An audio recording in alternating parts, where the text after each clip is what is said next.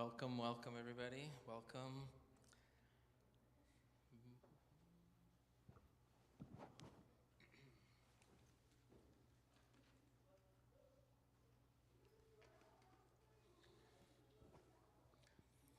They're telling us the smoke will be gone by Thursday. Did you guys hear that too? Is that was that right? That's what Alexa. That's good. That's good. I have another source. I also don't trust my source. Anyway, I want to welcome you to a prayer meeting. Let's get started with a word of prayer, and we'll jump right into it. Dear Heavenly Father, we thank you, Lord, for this opportunity that we have to just meet and discuss and just kind of be able to look backwards a little bit so we can hopefully look forward and apply things to our lives right now. We also want to bring before you especially those communities, Lord, that are threatened by fire right now in our province.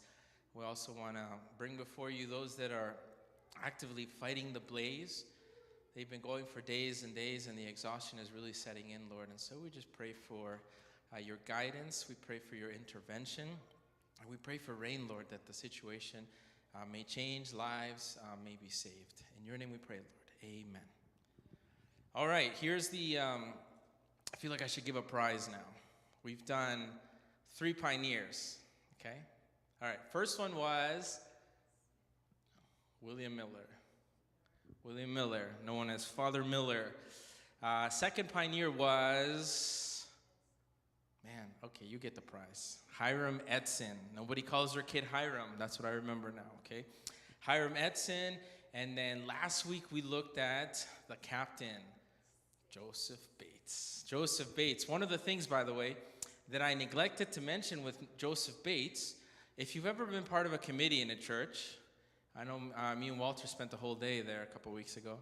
That was fun, wasn't it? You know whose fault that is? Joseph Bates. From his training as captain and as a ship engineer, he brought all this Robert Rules of Orders. It's actually from the Navy. And it comes because we had a captain as one of the founding members of our church, and that's how we still run our boards. So it kind of makes you question. You have a good idea? Good. But you should also, keep improving the idea a little bit. Anyway, that was Joseph Bates. Today we look at a new one. Let's see who guesses first who this is. A white. Yeah. White. James White. By the way, if you know Spanish, the Spanish for James is Santiago, but in Spanish he's known as Jaime. I have no idea what's going on. Anyway, this is James White. We'll talk a little bit about his experience. We've been going through the pioneers. We'll talk about his experience before the Great Disappointment there in 1844, and then what happens after. The thing is this guy has so much story with him that we might not get through it all in one shot, but we'll do our best, okay? So this is James White. James White, his dad was John, and his dad was very religious. If you had to guess which religion his dad was, what do you think? Close. Methodist. It's crazy, right? It's a very high number of Adventists that are Methodists. They used to be Methodists. So his dad was a Methodist, and his dad was a deacon in his church, very well involved. And from the beginning, he was raised in the knowledge of Christ. Also, he was famous for his dad was very musical and gave voice lessons in the community. And James White happened to be his star pupil, where he would show up. In fact, one of the stories is told, one time his dad's name was just, people called him Deacon John. Deacon John. He was a deacon in his church. He traveled with all his kids, and he arrived at a hotel, at a tavern at night, and they pulled over. And in those days, there's no electricity yet out there, right? As soon as it got dark, that's the end of the day. Wouldn't that be beautiful? Just one time? No.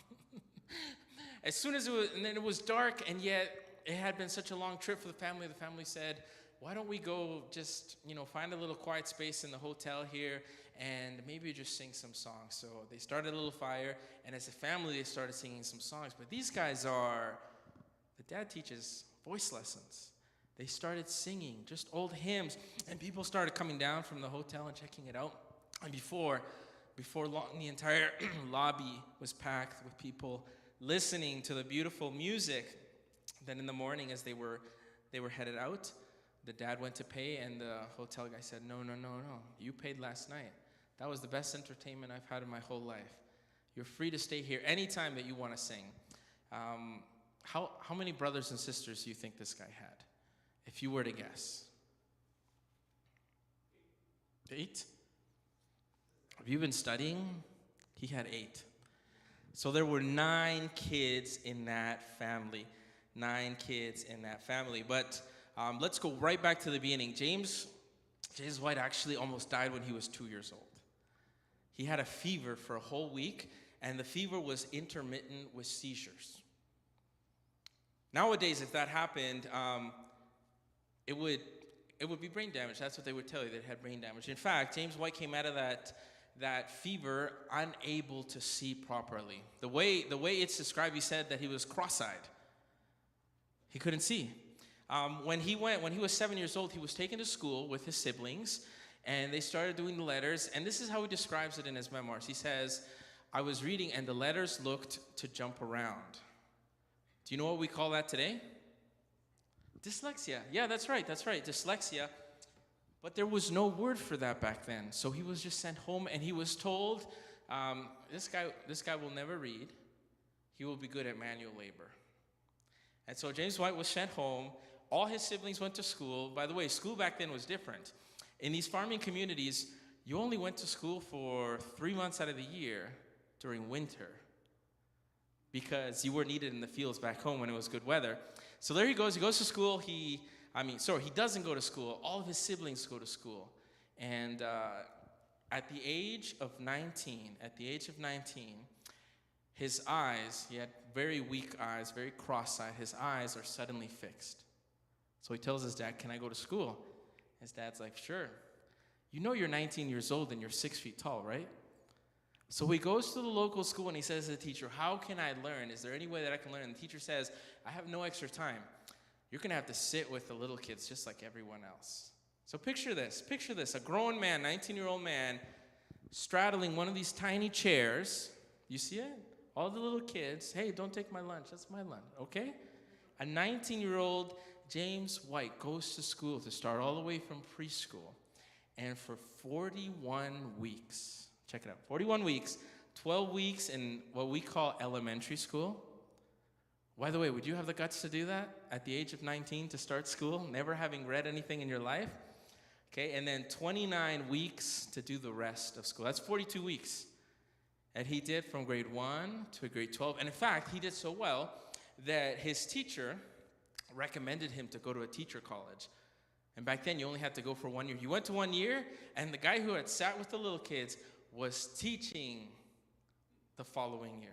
And he's telling his dad, "I want to be a teacher," and his plans were that he was going to go on to university and keep teaching. Suddenly, he developed a love of learning, but his mom said, "Okay, James, but before you go to university, I want you to go listen to a Brother Oakes." Who? He's like, "No, Brother Oakes is preaching this message that he heard from another man, Miller, I think is his name, and he's preaching that Jesus is coming soon, and he shows it from the Bible." And James thought to himself, "I know exactly who you're talking about. Those people are fanatics. They're crazy. I'm not going to go there. I'm not going to do this." And the mom said, "No, no." And she would go over and over again, go. Finally, he went, and he was convicted. One meeting, his heart was convicted. And he started going back until he would get home and he heard this voice. He recalls in his memoir, he says that he heard the voice, "Visit your students. Visit your students. Visit your students." What? So he gets home and he says, "I think I need to go visit my students." By this time, he's been teaching for a couple years, so he goes to all the areas that he's taught, all his students that he's taught, and he says, "I'm coming to town, I have something to tell you," and about 25 of his students meet, and he tells them the Advent message.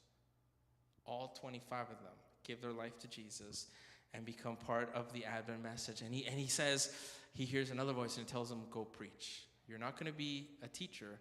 You're going to be a preacher." And he's arguing with this feeling, this sentiment. He's saying, "I've never preached in my life before. Give me a lesson. I can do a lesson." just go preach. So he goes to some of his friends, some of these people that he knows, and he manages to collect a total of 3 sermons. 3 sermons, okay? And he says, with this, he hits the road for a year, just going around. 3 sermons. He'll preach one night at night. He'll preach in the morning. He'll preach in the afternoon. He goes to the next church. 3 sermons. He even has this little chart. You know, back then, that was the PowerPoint, right? You pulled out, you whipped your chart. There was your picture. There was the dates and everything. And that's where he went. 3 sermons. That's all he knew. At the end of 2 years of preaching, he writes in memoirs, he was happy to say that he now had 5 sermons. Okay, so this is really untrained. He comes to one of the memorable locations is he's in a city called Burnham, and in Burnham he preaches, and 60 people want to get baptized. And he suddenly realizes, oh, I don't know what to do. I don't know how to baptize people. I'm not actually a minister. I'm not actually anything. I'm just out here preaching. So he finds the local pastor, and he tells the local pastor, I think there are 60 people that want to get baptized. The pastor doesn't believe him, follows him to the meeting house, and there are the 60 people, and the pastor's like, oh, well, we need to change something like that. And there was this kind of radical Christian organization called the Christian Connection. They weren't really a denomination. They were kind of an overseer. And they said, if this guy is bringing people to Jesus, we're going to ordain him as a minister. And so James White is ordained as a minister for the Christian Connection. But not all of the preaching went well. Okay, not all of the preaching went well. He gets to a location called Augusta, Maine. And in Augusta, Maine, they fill a schoolhouse full of people. The entire town comes out, but also the entire town comes out. The ruffians, the roughest of the people in the town, they all come out. And as he begins to preach, they begin to just taunt and speak over him. Taunt and speak over him. In fact, one of the people comes into the schoolhouse and has a railroad spike. You guys know those big long nails for railroad? And he goes and he throws it at his face, hits him in the forehead. Now, not all sermons are good, right? But at least no one's throwing a nail at your head. It hits him on the head without missing a beat. He bends down, he picks up the nail, he puts it in his pocket, and he keeps preaching. The ruffians who are in the crowd, they cannot believe that they can't stop this guy. He just keeps preaching. So the next day, more of them show up. There are more mobsters than there are people interested in the message. And James White is out there, and he recalls one of the eyewitnesses who was there that day says, James White would kneel and bow his head and pray with this and have these prayers that he would have. On the second day of the meeting, James White stood and prayed with his eyes open because there were so many dangerous people. He knew he had to watch himself. And he was happy that he prayed with his eyes open. It was wintertime, and someone threw a snowball. Just missed his head. He just ducked. He kept preaching, and people kept throwing snowballs. About halfway through his message, his Bible is wet. People are speaking. No one can hear. He's so rowdy. And he suddenly has a prompting from the Spirit that he should preach about the judgment. So while the snowballs are coming, he begins describing the judgment scenes of God. And he says, I don't know where the vivid detail came, but all of a sudden, all of these gangsters, these ruffians, all of a sudden, you could hear a pin drop as the preacher is going into detail. And this is what will happen if you don't give your life to the Lord. Bam, bam, bam, bam. And they're all paying attention. And then as he's working through, he remembers the spike in his pocket from the other day, and he pulls out the spike. And he says this line. He says, what does he say? Here we go. He says, someone threw this at me yesterday.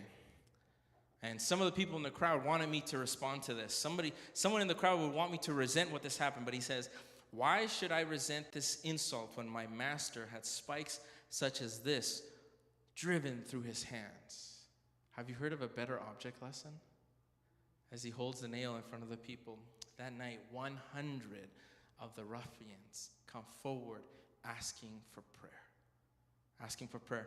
And this is what he recalls in his memoir. He says it was a transformative experience, but that not all the ruffians came in. In fact, the ones that stayed outside seemed to get a little more rowdier and more upset that somehow the preacher, beyond their best expectations, had still been able to touch hearts.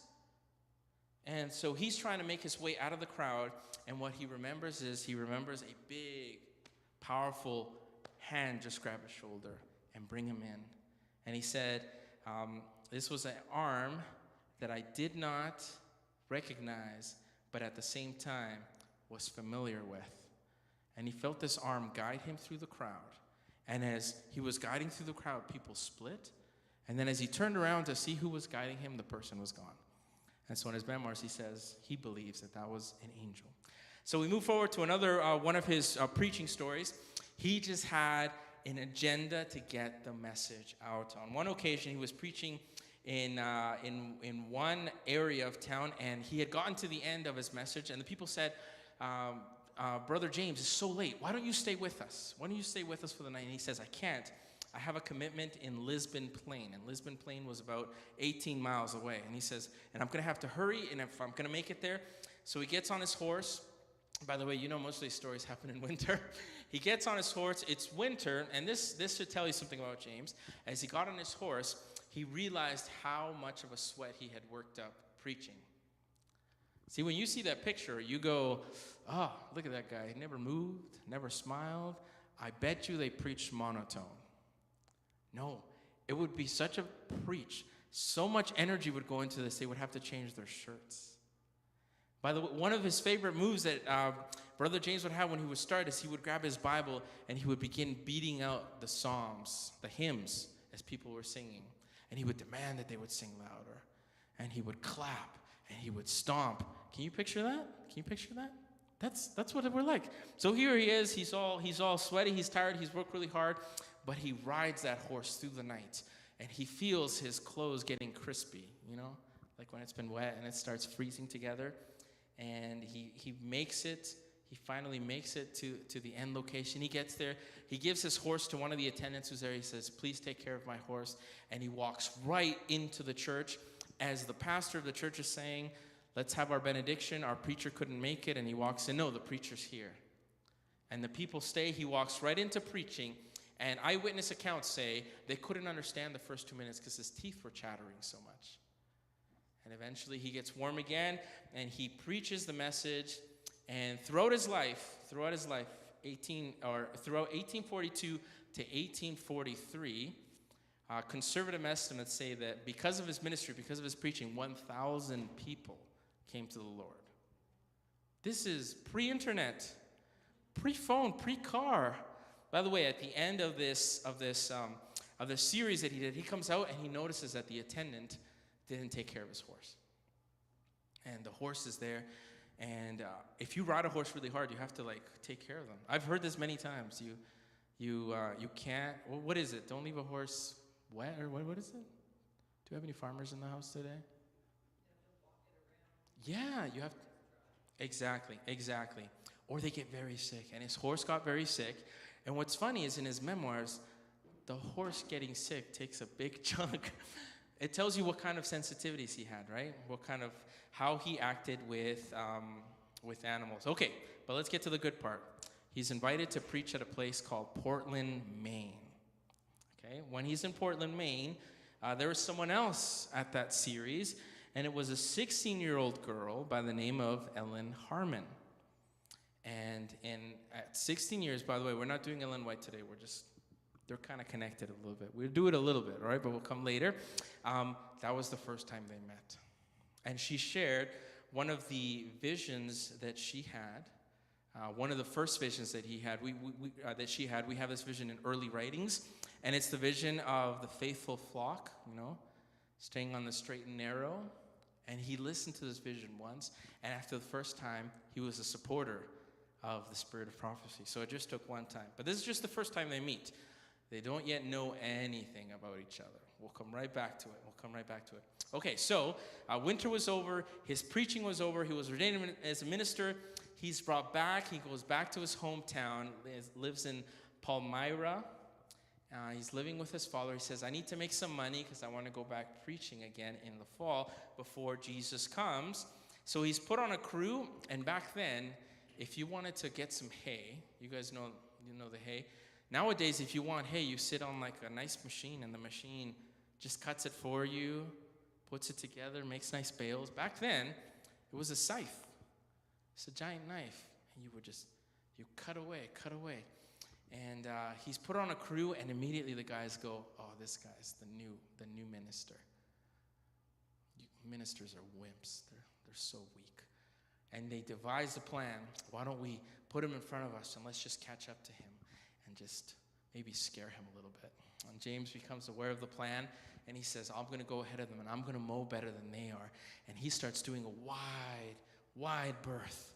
And every time that he's coming, he says, Lord, give me the strength that they may see that a minister of the gospel also has strength. So from the beginning, he begins cutting. And these guys start falling behind. They start like, come on, catch up. And he just goes, Lord, give me strength. Whoosha, whoosha. He gets to the other side of the field, sits down under a tree. He's done, and they're barely catching up. They make it over there, and they're like, you're not like any preacher we've ever seen. He's like, no, I'm in a hurry. I've got somewhere to get to. Do you want to hear about it? Should I finish that story? Of course. They give their lives to Jesus. So that's basically how it goes. One other story that we have here is that summer. We're talking the summer of 1844. He gets a message from Wes Gardiner, and the year before he had been to Wes Gardiner and he had preached in their church, but there had been a part of the congregation that he had really connected with. It was the children.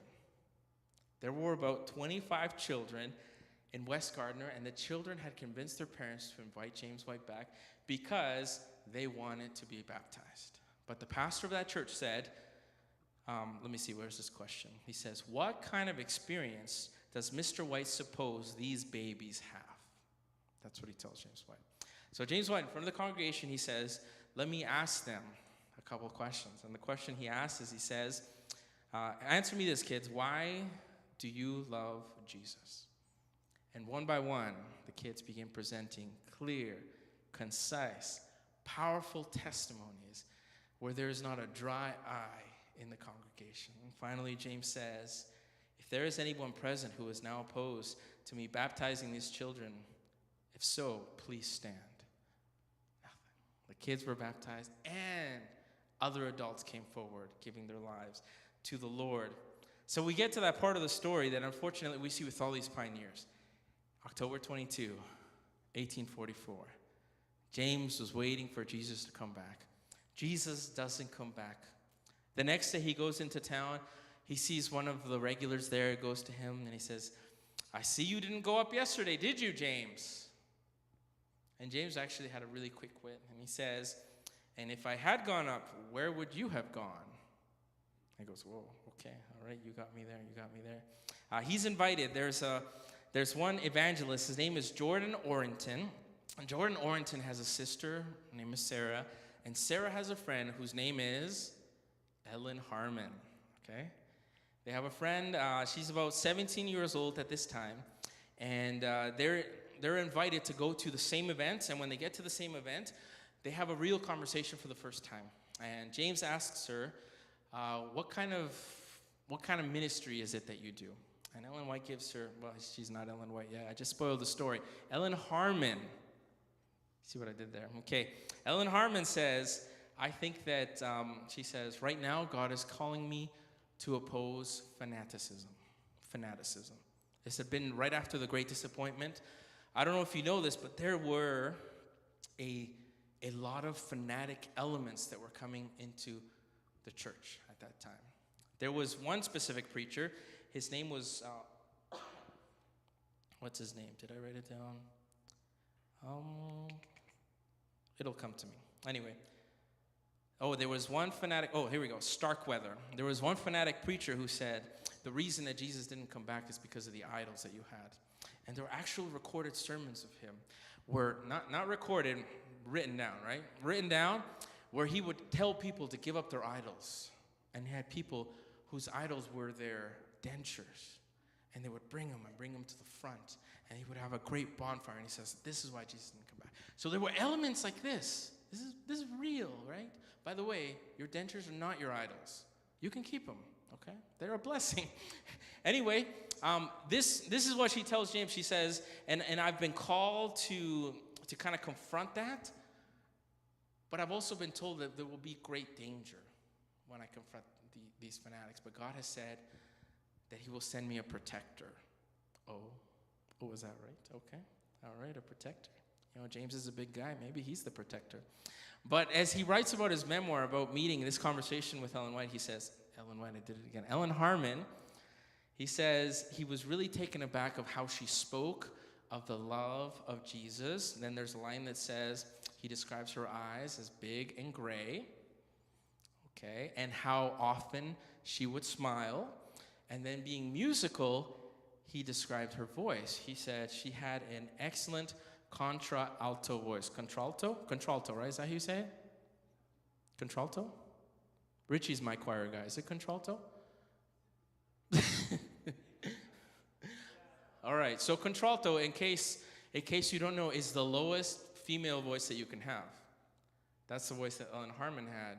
Famous person, Judy Garland. Somewhere over the rainbow. She's a contralto. Okay, so that's the voice, and he couldn't stop thinking. And the last thing he says in his meeting, he says, "Oh, and the blue dress that she was wearing was nice." He was 6 feet tall. She was 5'2". He was 5'2". So as he's listening to this conversation, he has a stirring of the spirit, is what he calls it, and he says, "I must help in your ministry." And he says, and he goes to Brother Orrington, and he says, "What if I come with you and I help you organize the meetings, and I also act there to protect the girls?" And Orrington says, "Oh, that would be amazing." And also Ellen seems to be okay with that as well. I don't know why, but there she's okay. And they do some of these meetings going around to speak to these fanatical groups. This becomes a team. James White, Ellen Harmon, Sarah, and Orrington. They become kind of a team, and they go to these different elements. And just to let you know a little bit of what was going on, people would hear that Ellen was coming, and the crowds would start heading. The rough crowds would start heading. But by the time the crowd would make it, James would be smart, and he would get them to move to the next location. Now, one of these locations that got really close, this was in, let me see, where is this? This was Belfast, Maine.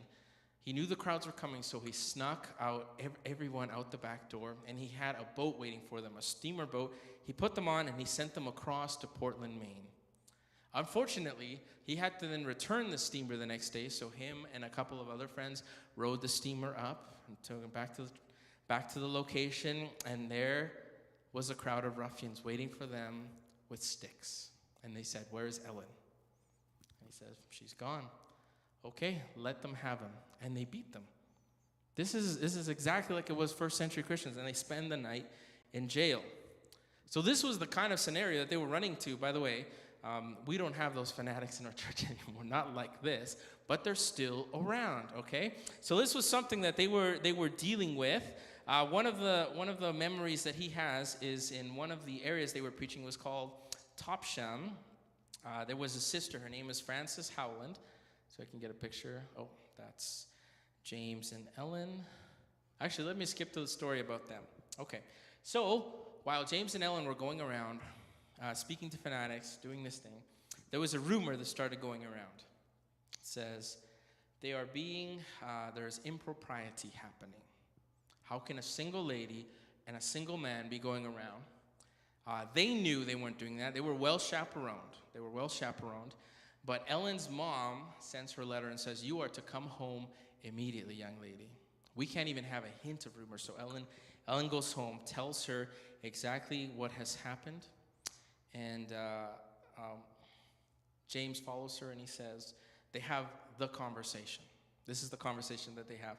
I'll read you from both sides, okay? Remember, they're gone home because there are rumors of impropriety. So Ellen's like, "That's not true. I'm just going to go home. We're going to end this." So they go home. They have this conversation. Before they have the conversation, you also need to know that James White, at this time, was writing strongly against marriage. And all the articles he's writing at this time, he's saying, we have too much work to do right now. We don't have time to be married. And he quotes scriptures from Paul. You know, Paul says that sometimes, that some are called to be single. He says, "I've been called to be single because I'm here to work for the Lord." Okay, so that's the background. he has this conversation, and then this is the quote. He says, "It was necessary that she have one or more attendants, either her sister Sarah or sister Foss, who traveled with her. Oh, what a burden! As our thus traveling subjected us to the reproaches of the enemies of the Lord and his truth, duty seemed very clear that we should unite our labors." Did you catch it? What a romantic, right? That's it. That's the conversation. Let me give you the conversation from the other side. Towards the end of her life, Ellen White's kid, Willie White, asked her the question, "How did Dad propose to you?" This is what she says. He says, "I remember your dad saying this. 'Now, Ellen, something has come up, and I have to go away for a while, and you'll have to get around the best way you can, or else we must be married. But something has got to be done.' So we were married." Wow. Incredible story, right? That's it. That was the proposal. They came together. They were married August 30, 1846. They were married by a justice of the peace, because by this time they've both been excommunicated from the Methodist churches, even though he's been ordained by the Christian Connection. When they were married, they had nothing to the name. They lived with Ellen's parents in Gotham, Maine. In August 1837, they have their first child, Henry. They almost immediately begin keeping the Sabbath because of their very good friend, Joseph Bates. And right from the beginning, they get to work to spreading the message. This is now post-1844. This is still before the Seventh-day Adventist Church is officially organized. And they make this very hard decision, by the way, that Ellen White will talk about for many, many years to come. There are 6 Sabbath conferences. We mentioned this when we talked about Joseph Bates.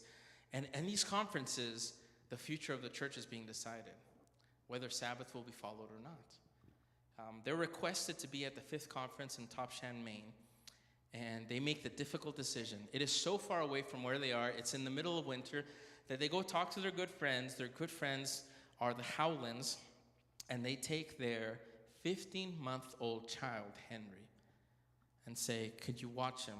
We have to go to this conference." Little did they know that one conference, from 15 months old, they wouldn't see their son until their son was 6 years old. It's not like it is today. If you left, you left. You couldn't come back. If it was winter, and one thing led to another. And by the way, you'll see some of the writings that she has, and when she describes it, she says, "I understand what Hannah did at the temple." That's how she described it when she took Samuel to the temple. She's like, "Nobody understands it. I understand it," and she will talk about this over and over. At this time, she gets an impression. She tells James that they need to start a paper. A little paper is how it's first described. Take a shot. Oh, okay, here we go. Let me introduce that picture. Okay, so the next picture I'm going to show you is a spoiled picture. It hadn't even been shown for like the first 50 years because it's considered a spoiled picture because they move, they smile, or they're starting to smile. So I don't know if you've seen this picture, but this is the official formal picture. And then in the next picture, they're starting to smile. It's considered a spoiled picture. I don't know if you could see it or not. You might have to Google that one to get really close. But Ellen's beginning to smirk. James is beginning to smirk. It was no good. The picture's no good. But to us, we go, "Hey, they were real people. Cool, right?" So anyway, he's moved to start a little paper. And she's told, "We need to get the Advent message out to even more people. And if we have to physically travel to every location, this message is not going to spread fast enough or far enough." James tells her, "We don't have the experience. I have no training in this." She says, "With God, we can do everything." So this is them and their family. Let me skip over. Oh, that was somebody. Okay, here we go. This is where I want to go. Come on. You know what? It can stay there. Those are handsome guys. Good. All right. So James goes into town in Middleton, Connecticut, and he was able to find one printer who was sympathetic to the cause. His name is Charles Pelton, and he says, "I have no money, but I have this idea for this paper I want to cast a wide berth on." And he says, "I want 4 issues. 1,000 copies. That's unheard of at that time. That would be the equivalent of someone today saying, I want to own a TV network. Can I do that?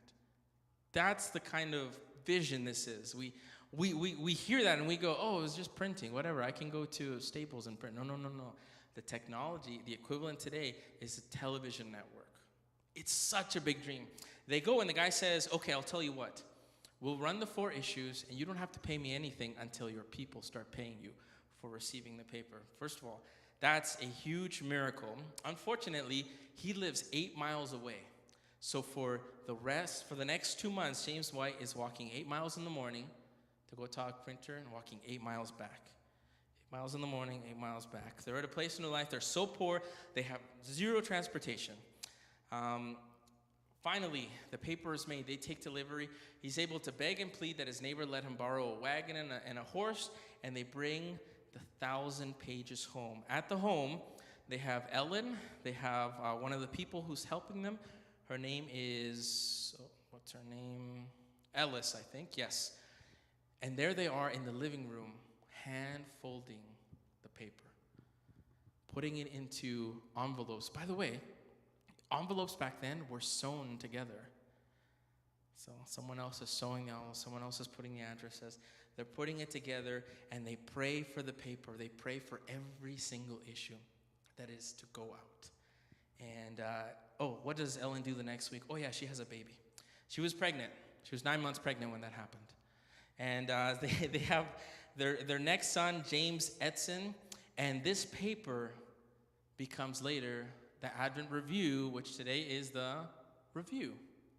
It started right there from that little hand press. It begins to grow so much that they're able to scrounge $600, which is a lot of money. They go to Rochester, New York. See if I could skip there maybe. Nope. Thought I saw somebody.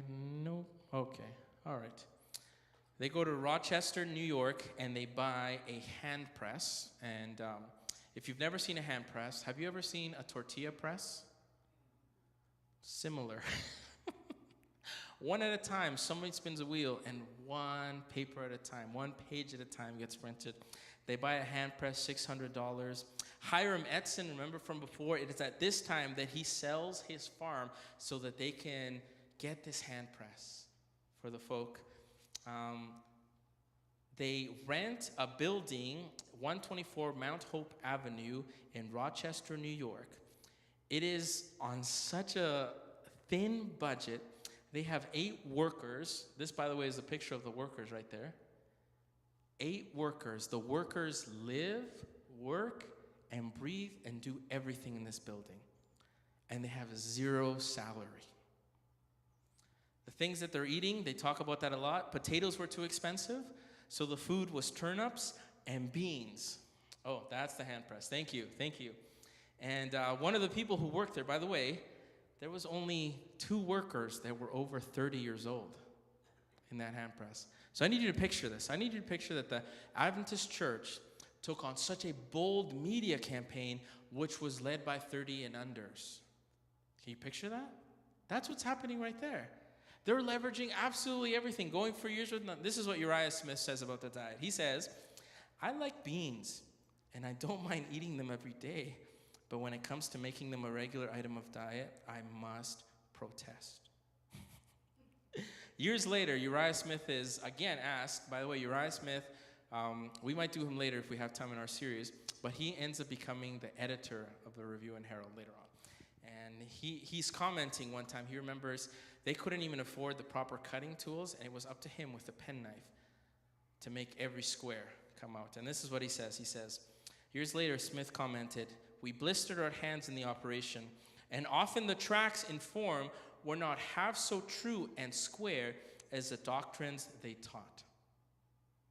He's saying that his cuts looked more like triangles than squares, but that the doctrine itself was good, but the process was not that good. On one occasion, that's a copy of the Present Truth. On one occasion, they had almost run out of money. They were $64 short from getting it to press that night, and James comes home and he's looking very sad, and his wife Ellen asks him, what's wrong with you? He's like, I don't know how it happened. We've been very frugal. Only turnips, no potatoes. No one's taking a salary. We don't know what happened, but we are $64 short. The newspaper is over. We are $64 short. And Ellen White begins to smile, and she says, "Follow me." And behind the pantry door, there is a black stocking, like a sock. And she opens the sock, and she dumps it out, and it's money. And she says, "From a little girl, I've been taught that I need to save every dime. I've been saving everything for a rainy day. This looks like a rainy day. Why don't you count out that money?" Do you want to know what it counted out to? $64.10. $64.10. And the paper got out. The paper continued to grow in 1855. They moved the printing press to Battle Creek. And for the first time, James White takes a salary of $4 a week. This entire time, they've been working for free, just for mission. It's almost like impossible to understand that, right?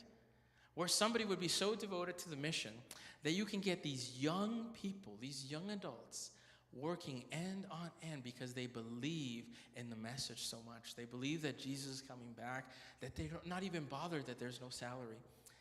$4 a week for the first time. They buy their first home for the first time, and now they have 3 kids, Henry, Edson, and Willie. Henry, Edson, and Willie. I'll give you one last story here, and then because I want us to have some time to pray. No, two stories. We can squeeze these 2 in. Okay, so some people say, and we'll get more into this when we look at Ellen White. Some people say, by the way, there's a fascinating new book. If you're looking for a book to read, there's a book called Prophets in Conflict, and it's by George Knight, and it's comparing Ellen White with Joseph Smith, the prophet of Mormonism. And it's a fascinating conversation on what the differences are between a biblical prophet and not a biblical prophet.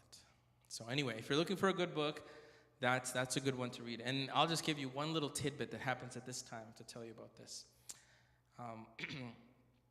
A matter arose when they first arrived at Battle Creek. A question started coming in as the church began to grow. The question was, when does Sabbath start? When does Sabbath start? That was the question. From the beginning of Sabbath keeping in the Advent movement, the answer had been 6 p.m. And you know who gave us that answer? Joseph Bates. Captain Joseph Bates gave us that answer because on the equator, and he knows this, he's a captain on the equator, usually almost 100% sundown is at 6 p.m. always. And he said, we need to take the sundown that never moves. It's the one at the equator. And everybody went, yes, that makes sense. Ellen White says, yes, that makes sense. That makes sense. She goes along with it. Then they have this meeting.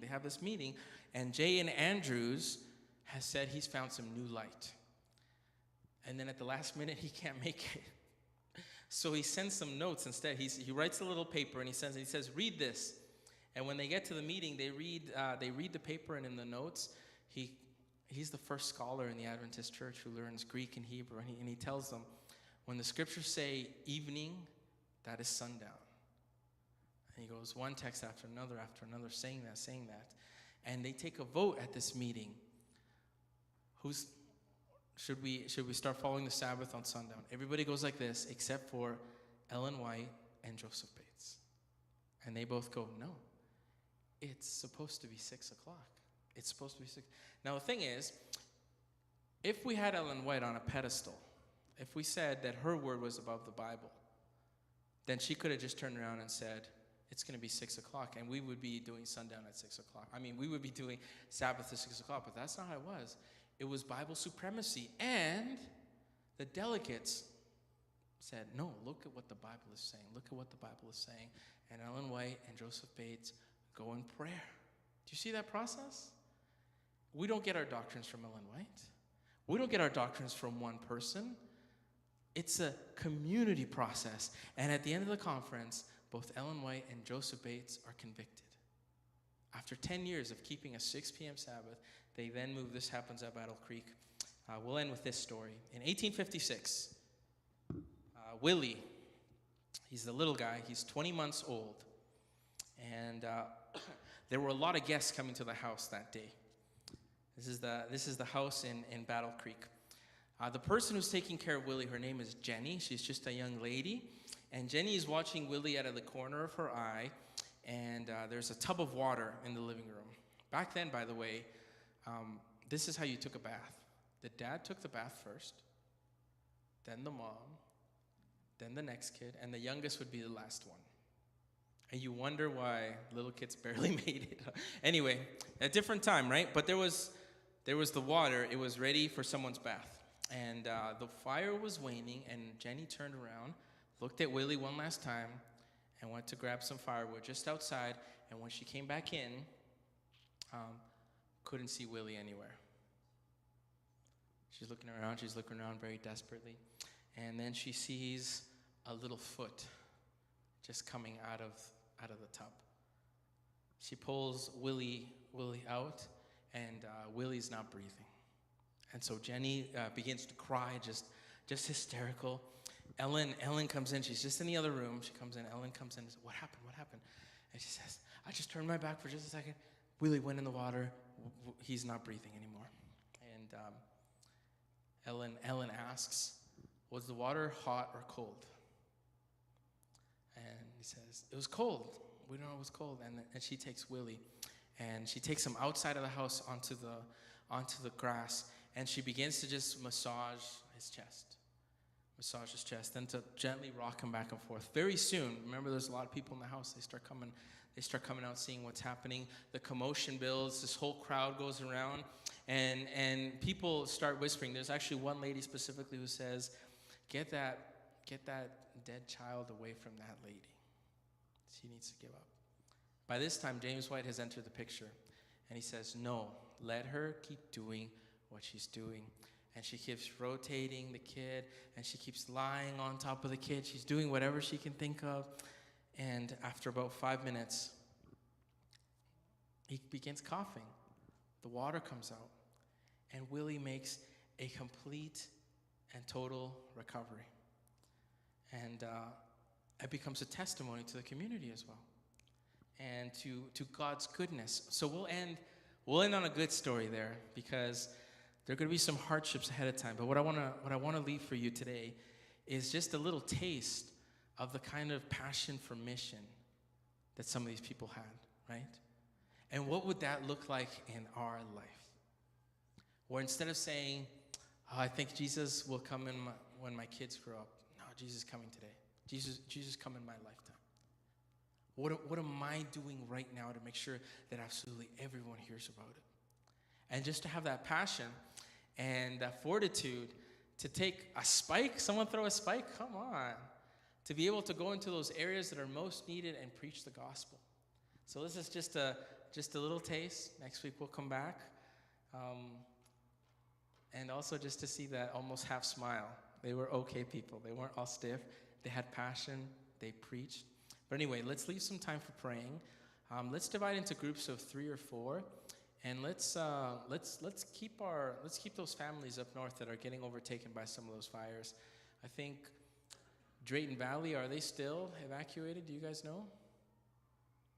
I know they're the biggest town so far that has been evacuated, and there's been a couple of homes lost as well. We have some churches, the Grand Parade Church specifically, they were cut off for a little bit. They had something under them and something above them, but it's a little more under control. But just to keep praying for that specifically. Is there any other prayer, concern, or praise that we can bring before the Lord today?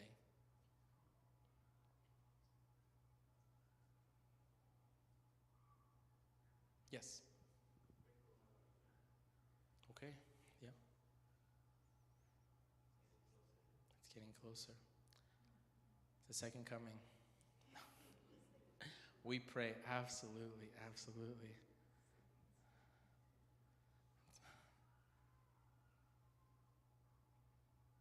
Yes.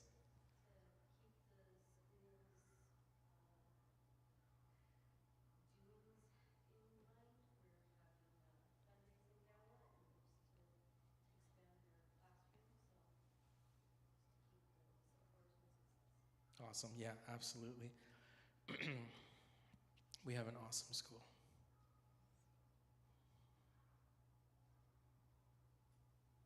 Is it true that someone paid, what was it, $1,500 for a pie? We're better than them. We'll do better.